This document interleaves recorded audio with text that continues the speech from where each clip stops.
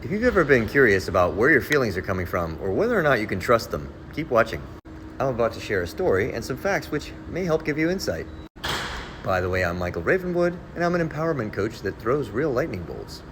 So if you happen to be tired of the life you're living and you want to completely change your experience in 90 days, message me or use the link in the bio. Now, a little bit about feelings. I'm going to start with a little story that I think most of us are actually going to find familiar. Not necessarily that this exact thing has happened to us, but that we have had circumstances in our life where we're like, yeah, that's weird. So one time I was at a festival and I was hanging out with my friend's daughter. It was her birthday and she had this new magic wand that she had gotten. And so playfully I said, "Oh, you're not going to turn me into a frog, are you?" Delighted, she waved her wand at me and I proceeded to crouch down on the ground. I hopped around as a frog, then I capered as a monkey. You get the point. So months later, after this delightful experience, Fiona and her mother Siobhan were sitting down on the floor playing together. Out of the blue, Fiona looked up at her mother and said, "I turned him into a frog." Her mother, not naturally remembering that moment months later, said, "Who? What?" Fiona said, "That man. I turned him into a frog, and a newt, and a salamander."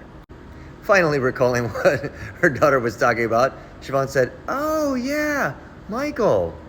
And a moment later, the phone rang. And of course, it was me on the phone. Now you might say all you want about coincidence, but that was something weird that happened. Fiona didn't talk about me for months, but then right before the phone rang, she did. She felt me coming, right? There are even these kinds of experiences that have been studied scientifically. They put people in separate rooms, put a camera on one person, and put a monitor in the other.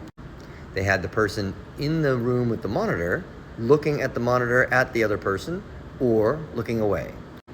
They had the person who had the camera on them, who was either being looked at by the other person or not, connected to something that tested their galvanic skin response. And what was discovered is that even if you don't consciously know when other people are looking at you, your skin knows when people are looking at you. Now this is just one, you might argue, most bizarre way that we have feelings occur to us. But we also have feelings occur to us sort of through our minds or our thoughts. An example is, if somebody says something to you and you interpret it in a certain way that's maybe insulting, then you might have feelings of anger or frustration, or even guilt or shame. But if those exact same words are heard by another person and they interpret them a different way, an entirely different set of feelings evolves. And then there are the feelings that we just get through direct sensory perception. There's a pleasure at soothing music or a gentle touch. And getting good at understanding what the nuance of different feelings is like is incredibly important to using them as a source of information in your life.